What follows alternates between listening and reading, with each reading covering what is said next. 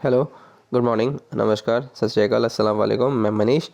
तो चलिए आज हम स्टार्ट करेंगे जो कि हमारा है ईवीएस। ईवीएस मतलब एनवायरमेंटल स्टडीज़, ठीक है। और ये पूछा जाता है 1 से लेके 5th तक के जो भी हमारा यूटेट का पेपर होता है उसमें। यूटेट मतलब उत्तराखंड टीईटी मतलब Uttarakhand teacher eligibility test, Uttarakhand शिक्षक पात्रता परीक्षा 2011 में जो भी ईवीएस के क्वेश्चन पूछे गए थे, आज हम क्या करेंगे, उनका सॉल्यूशन देखेंगे, ठीक है। या फिर हम देखेंगे उनमें कौन कौन से क्वेश्चन पूछे गए थे। चलिए फिर स्टार्ट करते हैं। पहला क्वेश्चन है हमारा, भारत का राष्ट्रीय पशु है। भारत का राष्ट्रीय पशु कौन सा है? हाथी, शेर, बाघ या मोर? तो जैसा कि हम जानते हैं भारत का राष्ट्रीय पशु जो होता है वो क्या होता है? मोर। अगर राष्ट्रीय पक्षी पूछा जाता तो क्या होता हमारा? मोर आंसर होता, ठीक है। तो यार देखो, भारत इसका ना जो बाघ है, बाघ को इंडिया में या मतलब इसका साइंटिफिक नेम जो होता है वो होता है पैंथरा टिग्रिस, और भारत में जो इसकी प्रजाति मिलती है उसको हम जानते हैं रॉयल बंगाल टाइगर के नाम से। और जैसे भी हमको बंगाल टाइगर याद आता, बंगाल टाइगर नाम सुनते हैं हमें सीधा याद आता है किसका? सौरव गांगुली का, ठीक है। क्योंकि जैसे कि रॉयल बंगाल टाइगर है, ये नाम जो लिंक होता है स्टेट से वो है हमारा वेस्ट बंगाल, ठीक है। और वेस्ट बंगाल में ही सौरव गांगुली को बंगाल टाइगर कहा जाता है क्रिकेट के हिसाब से, ठीक है। तो चलिए फिर चलते हैं अपने अगले क्वेश्चन की। और अगले क्वेश्चन में हमसे पूछा है, सागरीय खरपतवार किसका महत्वपूर्ण स्रोत है? सागरीय खरपतवार इंपॉर्टेंट सोर्स बताना है किसका है? क्लोरीन का, ब्रोमीन का, आयोडीन का या लोहे का? तो जैसा कि हमको पता है खरपतवार सोर्स होती है आयोडीन का, क्योंकि ये कहाँ पे होती है? सागर के क्षेत्र में होती है या सागरीय क्षेत्र में मिलती है। और सागर में हमेशा हमें क्या मिलता है? नमक मिलता है, ठीक है। और नमक किसका सोर्स होता है? आयोडीन का। और यही जो खरपतवार होती है वो पानी में से जो हमारा आयोडीन होता है उसको एब्जॉर्ब कर लेती है, ठीक है। इसीलिए ये क्या है? इंपॉर्टेंट सोर्स किसका है? आयोडीन का। अगला क्वेश्चन है हमारा, भारत में प्रोजेक्ट टाइगर कार्यक्रम किस वर्ष आरंभ किया था? तो जब भी हमें प्रोजेक्ट टाइगर का नाम याद आएगा या कहीं पे भी हम प्रोजेक्ट टाइगर सुनेंगे तो हमें सीधा याद आना चाहिए 1973 में भारत में प्रोजेक्ट टाइगर कार्यक्रम शुरू किया था। इसमें हम जो भी हमारे टाइगर होते हैं उनको बचाने के लिए, उनके संरक्षण के लिए हमने कानून बनाया था, ठीक है, ताकि उनको कोई ना मार पाए, उनको कोई हानि ना पहुंचा पाए। उनके लिए एक सुनिश्चित दंड या फिर एक सुनिश्चित स्थान प्रदान किया था उनको। और इसी के कारण भारत में जो सबसे पहला नेशनल पार्क था वो था हमारा जिम कॉर्बेट नेशनल पार्क, जो कि कहाँ पर है? उत्तराखंड में स्थित है, ठीक है। तो चलिए फिर देखते हैं अपना अगला क्वेश्चन। अगले क्वेश्चन में हमसे पूछा है, निम्नलिखित में से किस वर्ग में प्रोटीन की प्रचुरता है? प्रोटीन की प्रचुरता मतलब प्रोटीन सबसे ज़्यादा जिसमें मिलता है। दूध, आम, गाजर, तो गाजर में नहीं मिलता है प्रोटीन। अंडा, मटर, मछली, सोयाबीन, चना, मक्का या सेब, दही, मांस, तो सेब में हमें मिलता है, क्या मिलता है? आयरन मिलता है। तो ठीक है, तो पहला और डी तो गलत हो गया, बच्चा बी और सी। बी और सी में से अगर हम प्रोटीन की बेसिकली बात करें तो सोयाबीन, चना और मक्के में हमको क्या देखने को मिलता है? सबसे ज़्यादा प्रोटीन। तो मतलब ये क्या है? हमारा इंपॉर्टेंट सोर्स ऑफ प्रोटीन। अगर हमें प्रोटीन की हमारे शरीर में कमी होगी तो हमें कावाशियोर नाम का रोग हो जाता है, ठीक है। इसी को हम सूखा रोग भी कहते हैं। तो चलते हैं अपने अगले क्वेश्चन की। और अगले क्वेश्चन को हम देखते हैं कि इसमें क्या है। इसमें हमसे पूछा है, एक नक्षत्र का रंग निर्भर करता है, जो हमारा नक्षत्र है उसका रंग किस पर निर्भर करता है? सूर्य से दूरी पर, त्रिज्या पर, घनत्व पर या पृष्ठीय ताप पर? तो जब भी हम नक्षत्र के रंग की बात करेंगे तो वो हमारा निर्भर करता है पृष्ठीय ताप पर, जो कि क्या है? हमारा ऑप्शन नंबर डी। तो यही क्या होगा इसका करेक्ट आंसर। तो चलते हैं हम अपने अगले क्वेश्चन की ओर। अगले क्वेश्चन में हमसे पूछा गया है कि जो हमारे वनों के महत्व के कारण है, वनों का जो महत्व है, महत्व के कारण हम उनको किस नाम से जानते हैं? Green gold, green island, green house या ग्रीन सिल्वर? तो जैसे कि हमें वन है, वन का जो इम्पोर्टेंस है, वन के इम्पोर्टेंस मतलब पेड़ पौधों और वृक्षों का महत्व। तो जैसा कि हम जानते हैं पेड़ पौधे जो होते हैं वो हमको क्या क्या देते हैं? वो लकड़ियाँ देते हैं, गोंद देते हैं, शहद देते हैं और विभिन्न प्रकार की औषधि हमें उनसे मिलती है, ठीक है। और ये हमारे लिए क्या करते हैं? भोजन भी बनाते हैं। भोजन कैसे? जैसे ग्रीन प्लांट्स होते हैं वो क्या करते हैं? जो सन से सनलाइट आती है मतलब केमिकल एनर्जी को कन्वर्ट करते हैं किस में? अपना भोजन बनाने में, ठीक है। मतलब केमिकल एनर्जी को कन्वर्ट करते हैं अपने फूड के रूप में, हेल्प करते हैं, सनलाइट की हेल्प लेके अपने लिए फूड बनाते हैं, जिस प्रोसेस को हम क्या बोलते हैं? फोटोसिंथेसिस। और जो प्लांट्स होते हैं वो कहीं ना कहीं इस हमारे वर्ल्ड में या एनवायरनमेंट में या एटमॉस्फेयर में जितनी भी कार्बन डाइऑक्साइड होती है उसको कन्वर्ट करते हैं ऑक्सीजन में। कैसे? फोटोसिंथेसिस के दौरान जो भी हमारे वन होते हैं या वनों में लगे हुए वृक्ष होते हैं वो कार्बन डाइऑक्साइड लेते हैं, और जब फोटोसिंथेसिस की प्रोसेस कंप्लीट होती है तो इसके बाय प्रोडक्ट के रूप में हमको क्या देते हैं? ऑक्सीजन, और उसी से हम क्या लेते हैं? सांस लेते हैं। ठीक है, तो इन सब बातों को देखते हुए इसको वनों के महत्व को बोला गया है ग्रीन गोल्ड। गोल्ड इसलिए क्योंकि ये इंपॉर्टेंट है, जैसे हमारे लिए सोना इंपॉर्टेंट है वैसे ही ये भी इंपॉर्टेंट है, क्योंकि हमें इनसे लकड़ियाँ, गोंद, शहद और विभिन्न प्रकार की औषधि मिलती है, और ये हमारे लिए रेस्पिरेशन का काम करते हैं। रेस्पिरेशन का काम मतलब CO2 लेते हैं और ऑक्सीजन हमारे लिए देते हैं, या फिर फोटोसिंथेसिस के प्रोसेस के दौरान जो ये करते हैं। और ग्रीन इसलिए क्योंकि ये क्या है? ग्रीन कलर के होते हैं हमारे प्लांट्स, इसलिए इनको ग्रीन गोल्ड कहा जाता है। इसलिए हमारा ऑप्शन नंबर ए क्या हो गया इसका करेक्ट आंसर। अगले क्वेश्चन में हम देखते हैं पृथ्वी का अपमार्जक कौन है। तो यार देखो, पृथ्वी का जो अपमार्जक होता है कौन है? जीवाणु, कवक, मृदा जल, पशु या पक्षी? तो जब भी हम अपमार्जक की बात करते हैं तो वो कौन से होते हैं? हमारे कवक और जीवाणु। ठीक है, जो क्या होते हैं? जो मृत जैविक पदार्थों खाकर अपना निर्वाह करते हैं। ये क्या करते हैं? जो भी जैविक चीज़ें मर जाती हैं उनको खाते हैं और अपना निर्वाह करते हैं, मतलब अपनी जीवनचर्या चलाते हैं। ठीक है, अगला क्वेश्चन है। अगला क्वेश्चन में पूछा है हमसे कथक के क्षेत्र का शास्त्रीय नृत्य है। जो कथक है, तो कथक कहाँ का होता है? हमारा उत्तर प्रदेश का। ठीक है, चलते हैं फिर अगले क्वेश्चन की ओर।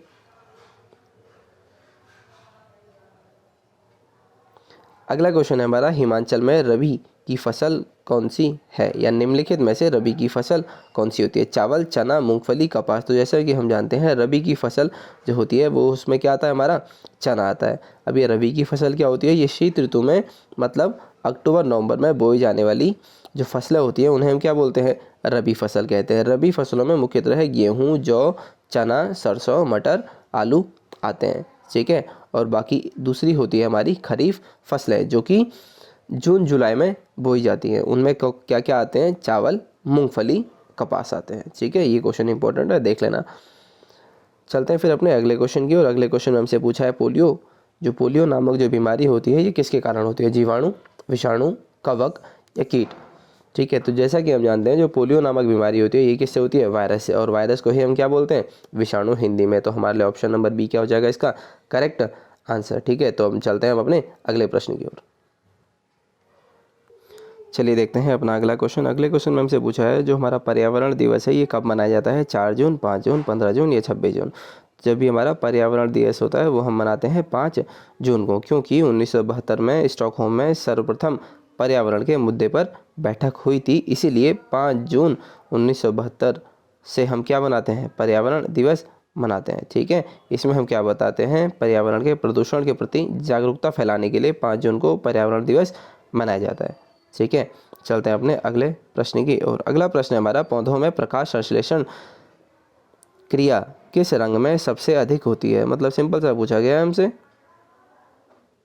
कि जो हमारा प्रकाश संश्लेषण है मतलब फोटोसिंथेसिस की प्रोसेस है वो किस रंग में सबसे अधिक होती है? नीला, पीला, लाल या हरा? तो जैसा कि हम जानते हैं लाल रंग में सबसे ज़्यादा होती है हमारी फोटोसिंथेसिस। ठीक है, नीले में लाल से कुछ कम तथा हरी और बैंगनी किरण में यह क्रिया सबसे कम होती है। पौधों में लाल रंग की उपस्थिति में प्रकाश संश्लेषण क्रिया सबसे तीव्र होती है। हमसे सबसे तीव्र पूछा था, सबसे तीव्र हमने बता दिया। ठीक है, अगला क्वेश्चन है हमारा भिंडी में पाया जाता है। भिंडी में क्या मिलता है? Phosphorus, vitamin A, vitamin C या ये सभी? तो जब भी हम फास्फोरस की बात करते हैं फास्फोरस, विटामिन ए और विटामिन सी ये भिंडी में तीनों ही पाए जाते हैं। ठीक है, अब हम चलते हैं अपने अगले प्रश्न की ओर। अगले प्रश्न में हमसे पूछा है भारत में फलों के अंतर्गत सर्वाधिक क्षेत्र है, मतलब फल जो है वो फलों में जो आता है सर्वाधिक क्षेत्र में, मतलब फल कौन सा फल ऐसा है जो भारत के सर्वाधिक क्षेत्र में पाया जाता है या उगता है या मिलता है? नींबू, अमरूद, आम या पपीता? जो जैसा कि हम मानते हैं भारत में सबसे ज़्यादा खेती जो होती है वो आम के फलों की जाती है। ठीक है, और कहाँ कहाँ पे की जाती है? उत्तर प्रदेश और आंध्र प्रदेश में इसकी खेती सर्वाधिक होती है। अगला प्रश्न हमारा पर्यावरण को बचाने के लिए चिपको आंदोलन का संबंध किस राज्य से है? तो जब भी हम चिपको आंदोलन की बात करेंगे तो चिपको आंदोलन हमारा शुरू हुआ था उत्तराखंड के राज्य से। ठीक है, इसमें हमने क्या किया था?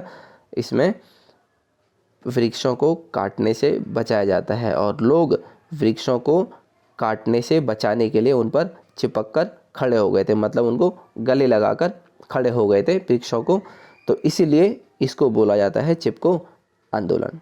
ठीक है, अब चलते हैं फिर हम अपने अगले प्रश्न की ओर। अगले प्रश्न में हमसे पूछा गया है निम्नलिखित में से जैविक घटक है, जो भी हमारा जैविक घटक है वो हमें बताना है। ठीक है, तो पादप, मृदा, वायु या जल।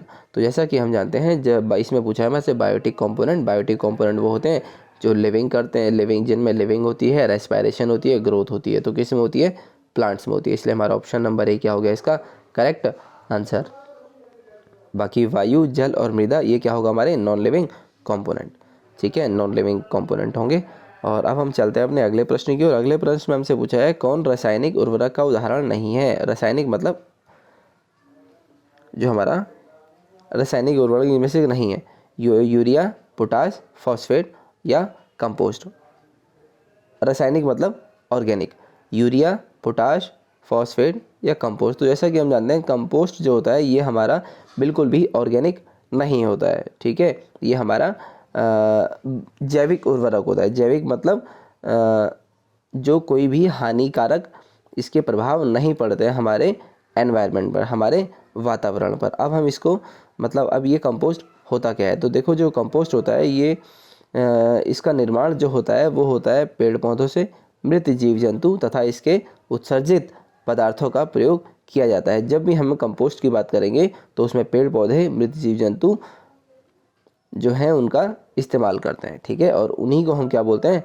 कंपोस्ट। कंपोस्ट खाद जैविक उर्वरक का उदाहरण है क्योंकि इसके निर्माण में पेड़ पौधे, मृत जीव जंतु तथा इनसे उत्सर्जित पदार्थों का प्रयोग किया जाता है। ठीक है, बाकी यूरिया, फॉस्फोट और पोटाश जो होते हैं ये हमारे क्या होते हैं? रासायनिक उर्वरक होते हैं।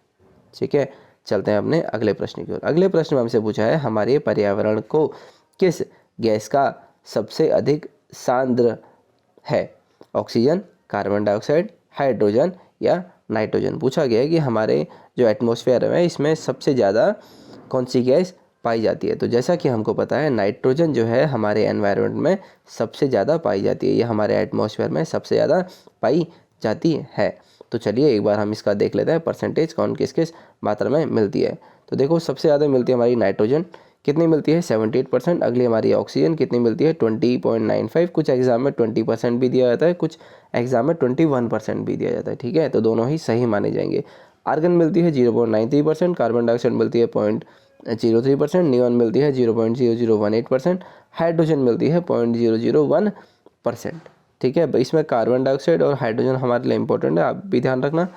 ठीक है, बाकी देखते हैं अगला क्वेश्चन। अगले क्वेश्चन में हमसे पूछा गया है निम्नलिखित में से कौन अम्ल वर्षा का वृहद प्रदूषक है? मतलब जो हमारे एसिड रेन है, एसिड रेन हम मेनली किसके कारण कहते हैं? Sulphur dioxide, carbon dioxide, carbon monoxide या हाइड्रोजन परऑक्साइड। तो जैसा कि हम जानते हैं एसिड रेन के लिए जो मेन रेस्पॉन्सिबल गैस होती है वो होती है हमारी SO2 सल्फर डाइऑक्साइड, क्योंकि जब सल्फर डाइऑक्साइड पानी से मिलती है या जल से संयोग करती है तो गैस बनाती है HNO3 जिसे हम बोलते हैं नाइट्रिक एसिड, या एसिड बनाता है जिसे हम कहते हैं नाइट्रिक एसिड, या फिर क्या बनाता है H2SO4 जिसे हम क्या बोलते हैं सल्फ्यूरिक एसिड। और इसी एसिड के बनने के कारण पानी का pH जो होता है वो 4 से 4.5 के बीच का होता है, जिसे हम क्या बोलते हैं एसिड रेन। अगर ये किसी भी मॉन्यूमेंट पे मतलब ताजमहल जैसे होते हैं हमारे पदार्थ, ताजमहल किससे बना होता है? संगमरमर पत्थर से बना होता है। अगर ये पत्थर पर गिरती है तो उसका जो सफ़ेद कलर है वो हट के पीला हो जाता है। ठीक है, एसिड के कारण। और अगर ये किसी प्लांट पर गिरता है तो प्लांट में जिस क्षेत्र पर ये गिरता है वो क्षेत्र क्षतिग्रस्त हो जाता है या फिर वो पेड़ खराब होना चालू हो जाता है। और यही अगर इंसान के शरीर पर गिरता है तो उसमें जलन जैसी महसूस होती है। इसीलिए हमारे परिवार वाले, हमारे बड़े बुजुर्ग या हमारे घर के सदस्य कहते हैं कि मौसम की पहली बारिश में नहीं नहाना चाहिए। ठीक है, चलते हैं फिर अपने अगले क्वेश्चन की ओर। चलिए फिर स्टार्ट करते हैं अपना अगला क्वेश्चन, जिसमें पूछा है NCTE का उद्देश्य क्या है। तो यार देखो NCTE की फुल फॉर्म होती है वो होती है national council for teacher education. ठीक है, जिसका मुख्य उद्देश्य होता है शिक्षालयों में शिक्षा स्तर बनाए रखने की। ठीक है। शिक्षालयों में शिक्षा स्तर बने रहे, इसलिए ये जिम्मेदारी हमने सौंपी है किसको, NCTE को, जिसकी फुल फॉर्म होती है national council for teacher education. इसलिए हमारा ऑप्शन नंबर बी क्या होगा इसका करेक्ट आंसर। अगले क्वेश्चन की तरफ चलते हैं। अगले क्वेश्चन में पूछा है हमारे देश में वन महोत्सव दिवस मनाया जाता है, वन महोत्सव दिवस कब मनाया जाता है। तो जो हमारा प्रत्येक वर्ष ये मनाया जाता है 1 जुलाई से 7 जुलाई को, मतलब जो जुलाई का पहला हफ्ता होता है वो हमने दे रखा है वन महोत्सव के लिए, निर्धारित कर रखा है, ठीक है, मतलब फिक्स कर रखा है वन महोत्सव के लिए, जिसमें हम वन से जुड़ी हुई जितनी भी जानकारियां हैं वो क्या है, वो लोगों को बताते हैं, समझाते हैं या लोगों में जागरूकता पैदा करते हैं वन महोत्सव के बारे में, जिसके अंतर्गत हम पेड़ों से मिलने वाले लाभ और पेड़ों की महत्वता के लिए जागरूकता फैलाते हैं या लोगों को उनसे अवगत कराया जाता है, ठीक है। तो हम चलते हैं अब अपने अगले प्रश्न की ओर। अगले प्रश्न में हमसे पूछा है जल जनित रोग है, जल जनित मतलब जो पानी से फैलता है या पानी के द्वारा उत्पन्न होता है, अतिसार, छोटी माता, रक्तल्पता या मस्तिष्क ज्वर। तो जैसा कि हम जानते हैं जो जल जनित रोग होता है, जल जनित रोग का मतलब होता है कि जो जल से उत्पन्न होता है, ठीक है। तो इसमें जो आता है हमारा वो क्या होता है, अतिसार। अतिसार जो होता है वो हमारा जल जनित रोग होता है, ठीक है। बाकी जो छोटी मात्रा होता है ये होता है विषाणु द्वारा, और जो रक्त अल्पता होती है ये होती है हमारे खून में आयरन की कमी के कारण होती है रक्त अल्पता, ठीक है। और बाकी जो हमारा ये मस्तिष्क ज्वर है ये होता है हमारे जीवाणुओं द्वारा, ठीक है। जीवाणु मतलब बैक्टीरिया के द्वारा ये उत्पन्न होता है। अगला है हमारा वायु प्रदूषण का कारण है कीटनाशक, सीवेज, धुआं या फिर ध्वनि विस्तारण। तो वायु प्रदूषण है तो कहीं ना कहीं इसमें किससे होता है, ये हवा से होता है या धुएं से होता है। तो हमारा ऑप्शन नंबर सी क्या हो जाएगा, धुआं, ठीक है। वायु प्रदूषण, एयर पॉल्यूशन जो होता है वो किससे होता है, धुएं से होता है, ठीक है। और धुएं में कौन कौन सी गैसें हो शामिल है, जैसे हमारी कार्बन डाइऑक्साइड हो गई, कार्बन मोनोऑक्साइड हो गई, सल्फर डाइऑक्साइड हो गई, या फिर क्या हो गई हमारी मीथेन जैसी गैसें शामिल हैं, जो कि क्या करती हैं, वायु प्रदूषण करने में सक्षम है या सम्मिलित होती है। चलिए फिर अब चलते हैं अपने अगले क्वेश्चन पर। अगले क्वेश्चन में हमसे पूछा है निम्नलिखित में किससे क्यूनिन या कुनाइन नामक दवा प्राप्त होती है। तो क्यूनाइन जो हमें मिलती है वो हमें मिलती है सिंचोना प्लांट की छाल से। जो सिंचोना हमारा प्लांट है उसके बाहर की जो छाल होती है और उससे हमें क्या देखने को मिलता है, ये क्यूनाइन नामक दवा जो हमें प्राप्त होती है। और ये जो है ये हम प्रयोग करते हैं मलेरिया के उपचार के लिए, इसका यूज़ किया जाता है, ठीक है। इसकी विशेषता है पेड़ की, इसके तने चौड़े होते हैं और तने का घेरा जो होता है वो 7 मीटर तक भी पाया जाता है, ठीक है।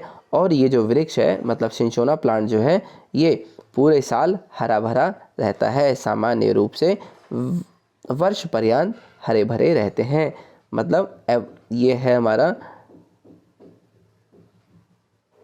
ईयरली ग्रीन प्लांट, ठीक है, मतलब पूरे साल भर ये हरा भरा रहता है। अब चलते हैं अपने अगले क्वेश्चन की ओर। अगले क्वेश्चन में जैसे कि हमसे पूछा है 71% पृथ्वी का तल ढका हुआ है। तो जैसा कि हम जानते हैं पृथ्वी पर 71% जो क्या है वो हमारा किससे भरा है, पानी से। तो हमारा ऑप्शन नंबर सी क्या हो गया, जल से। 71% पृथ्वी का 2/3 हिस्सा है, 2/3 एरिया अर्थ का किससे भरा है, पानी से। बाकी जो 1/3 है ये हमारा किससे है, 1/3 जो हमारा अर्थ का स्पेस है वो हमारा ऑक्यूपाई करता है सॉइल से, ठीक है, या लैंड से, जो रहने वाला जिस पे हम या जितनी भी कंट्रियां हैं वो वहाँ के लोग रहते हैं। पृथ्वी पर 2/3 क्या है, पानी, और 1/3 क्या है, लैंड, जिस पे लोग रहते हैं, ठीक है।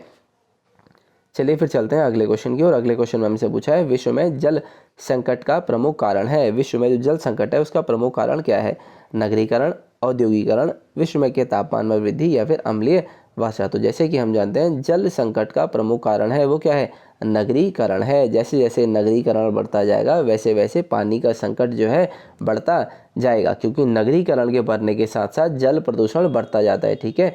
अगर जल प्रदूषण बढ़ेगा तो कहीं ना कहीं पीने योग्य जो पानी है उसकी कमी महसूस होती जाएगी, ठीक है। औद्योगिकरण के कारण क्या होता है, औद्योगिकरण के कारण जो होता है वन क्षेत्र जो होता है वो कम हो जाता है। क्यों कम हो जाता है, क्योंकि अगर मान लो मुझे फैक्ट्री लगानी है, इंडस्ट्री लगानी है, तो मुझे एरिया में पहले तो लैंड खाली करनी पड़ेगी, ज़मीन खाली करनी पड़ेगी, मतलब उस ज़मीन पे जो भी पेड़ पौधे वृक्ष हैं वो सब वहाँ से काटने पड़ेंगे या हटाने पड़ेंगे, ठीक है। जिससे क्या होगा, उस एरिया में प्लांट की जो क्वांटिटी है वो कम हो जाएगी, ठीक है, क्वांटिटी कम हो जाएगी, जिसके कारण उस एरिया में पॉल्यूशन बढ़ जाएगा।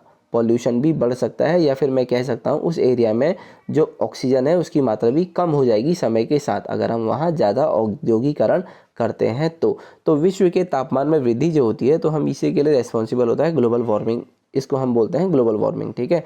और ग्लोबल वार्मिंग के लिए कुछ गैसें रेस्पॉन्सिबल होती हैं। बाकी बचा एसिड रेन। एसिड रेन के कारण क्या होता है, इसमें जो रेन वाटर है इसकी जो पीएच होता है, या इसका पीएच जो होता है वो 4 से 4.5 के बीच में होता है। ये इसके लिए SO2 जो होती है वो मेन रेस्पॉन्सिबल गैस होती है, ठीक है।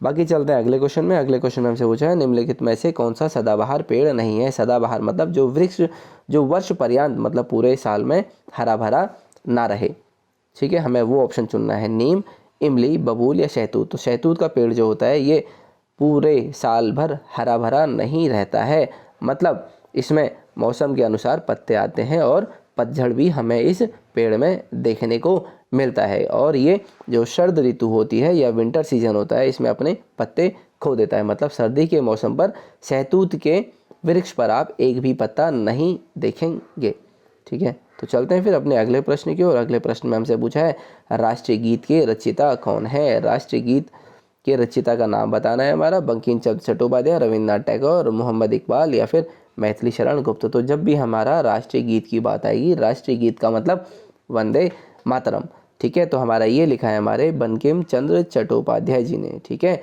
और 1905 में जो हमारा स्वदेशी आंदोलन हुआ था, और यही उस समय यही जो गीत था वो भारत में एकता का प्रतीक बन गया था, ठीक है। बाकी जो हमारा राष्ट्रीय गान है जन गण मन, वो लिखा है हमारा रविंद्रनाथ टैगोर जी ने, ठीक है। तो चलिए अब चलते हैं हम अपने अगले क्वेश्चन पर। अगले क्वेश्चन में हमसे पूछा है भारत में प्रथम बायोगैस संयंत्र कहाँ स्थापित हुआ। पिलानी, जयपुर, आगरा या दिल्ली। तो हम जब भी भारत में प्राथमिक बायोगैस संयंत्र की बात करेंगे तो वो हमारा दिल्ली में स्थापित किया गया है, ठीक है, जो कि क्या है हमारा ऑप्शन नंबर डी। इसमें क्या होता है कि बायोगैस में तो हमें मिलती है नेचुरल गैस, और इसके साथ हमें खाद भी देखने को मिलती है, ठीक है। और इसमें जो ऊर्जा मिलती है उससे कोई भी पॉल्यूशन नहीं होता है। इससे प्रदूषण रहित ऊर्जा के साथ साथ अच्छी खाद भी प्राप्त होती है, क्योंकि क्या है ये बायोगैस संयंत्र है। डेसिबल निम्नलिखित में से किस मापने की इकाई है। तो जो डेसिबल है, डेसिबल में हम नापते हैं किसको, ध्वनि को, या फिर ध्वनि जो होती है हमारी साउंड को हम नापते हैं किसमें, डेसिबल में, ठीक है। ये एक यूनिट है इसकी। जैसे हम वेट नापते हैं किलो में, वैसे ही हम साउंड को नापते हैं डेसिबल में, ठीक है। और मनुष्य के लिए 80 डेसिबल जो होती है वो, अगर हम 80 डेसिबल की साउंड सुने तो सही है। अगर हम 80 डेसिबल से ऊपर की या अधिक की ध्वनि सुनते हैं तो कहीं ना कहीं ये हमारे लिए हानिकारक होगी, ठीक है। तो ये थे हमारे 30 क्वेश्चन जो पूछे गए थे उत्तराखंड TET 2011 जनवरी में, ठीक है। इस वीडियो में इतना ही, बाकी हम मिलते हैं आपसे अगली वीडियो में।